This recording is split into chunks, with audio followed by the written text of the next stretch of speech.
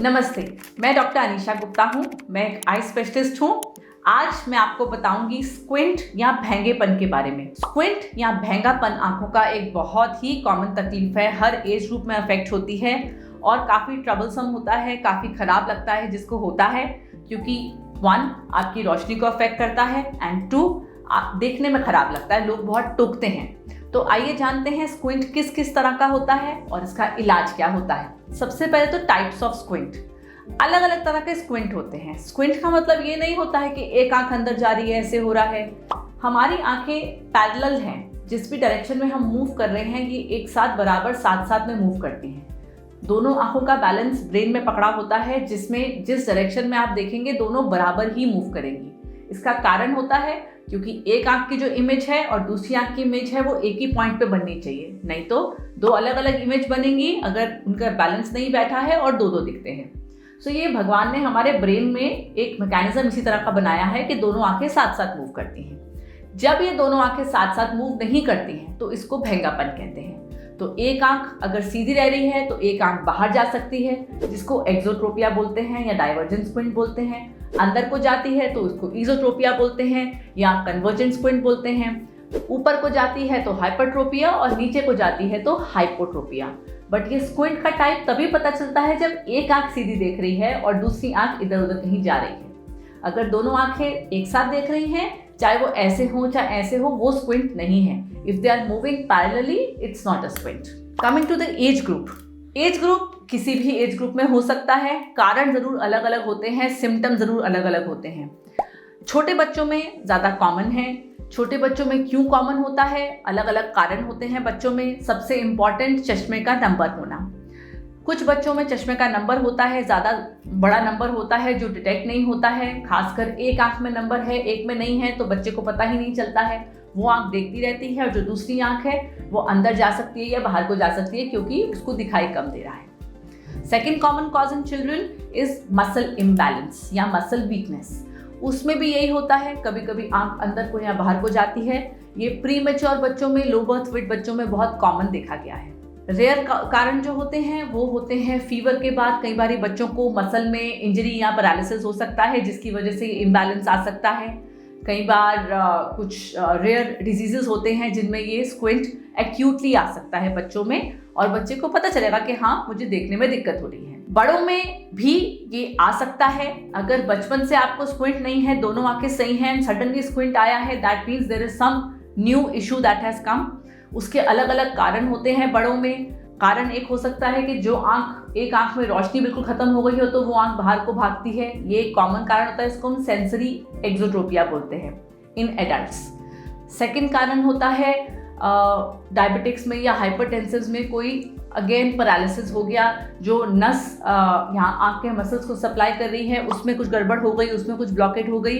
इस तरह के जब स्क्विंट होते हैं तो बहुत आपको सिम्टम्स होंगे। कॉमनली दो दो दिखने लग जाते हैं एकदम से, क्योंकि वही वजह है, पहले तो दोनों आंखों की इमेज एक के ऊपर एक थी, अब एक आंख तो हिल रही है और एक आंख प्रॉपर्ली हिल नहीं रही है, तो दो अलग अलग फोटोएं बनती हैं आंख के आगे और वो ऐसे दो की तरह दिखता है।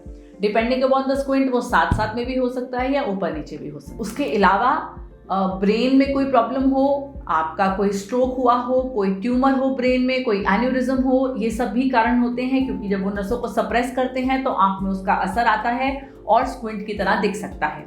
And last but not the least, systemic diseases like thyroid, myasthenia gravis और भी बहुत सारी तकलीफें होती हैं जिनमें मसल इम्बैलेंस एडल्ट्स में आ सकता है। एडल्ट्स में सिम्टम्स क्या होंगे?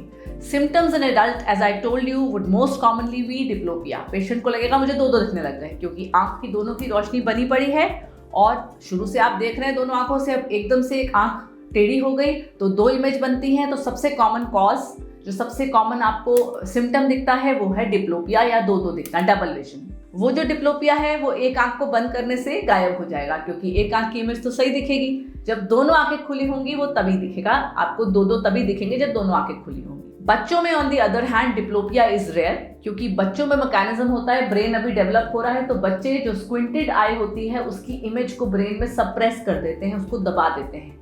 तो उससे क्या होता है कि वो वाली आंख देखना ही बंद कर देती है। And this in the long term leads to lazy eye और एम्ब्लायोपिया। इसका मतलब ये होता है क्योंकि आंख बच्चे को तकलीफ हो रही है, दो इमेज दिख रही है, बच्चा एक आई की इमेज को सप्रेस करता है, एक से देखने की कोशिश करता है, तो जो स्क्विंटेड आई है उसका ब्रेन मूव नहीं करता है, आगे डेवलप नहीं होता है और उस आंख की रोशनी हमेशा के लिए कम रह जाती है। This is a serious condition और इसकी ट्रीटमेंट टाइमली जरूरी होती है। कमिंग टू द ट्रीटमेंट अलग अलग तरह के होते हैं depending upon the cause of course, but बच्चों में जैसा मैंने बताया नंबर एक बहुत कॉमन कॉज होता है, तो सबसे पहले चश्मे का नंबर ही चेक किया जाता है। अगर चश्मे से ठीक हो जाता है तो बहुत बढ़िया। एक्सरसाइजेस भी हेल्प करती हैं and last but not the least surgery से हम मसल्स के बैलेंस को ठीक कर सकते हैं। सर्जरी में जो आंख अंदर या बाहर को जा रही है उसके मसल्स को टाइट या लूज किया जाता है डिपेंडिंग अपॉन कितना स्क्विंट है। बड़ों में अगेन अगर कारण डायबिटीज है, कोई मसल की इंजरी है, कोई पैरालिसिस है, तो हम जनरली 3 से 6 महीना वेट करना प्रेफर करते हैं because 95% of the cases improve on their own. लेकिन हाँ, अगर कोई एक्सीडेंट में इंजरी हुई है आंख में या कोई ब्रेन ट्यूमर है, उसको तो निकालना आपका इलाज होगा सर्जरी के रास्ते से ही, तो ही आगे बात बढ़ेगी। और अगर फिर भी स्क्विंट परसिस्ट करता है ये सब प्रॉब्लम्स सॉर्ट करने के बाद, तो बड़ों में भी स्क्विंट सर्जरी की जा सकती है आंखों को सीधा करने के लिए। साथ ही में बच्चों में एम्ब्लायोपिया थेरेपी या लेजी आई की थेरेपी जिसको हम पैचिंग कहते हैं वो बहुत ज़रूरी है।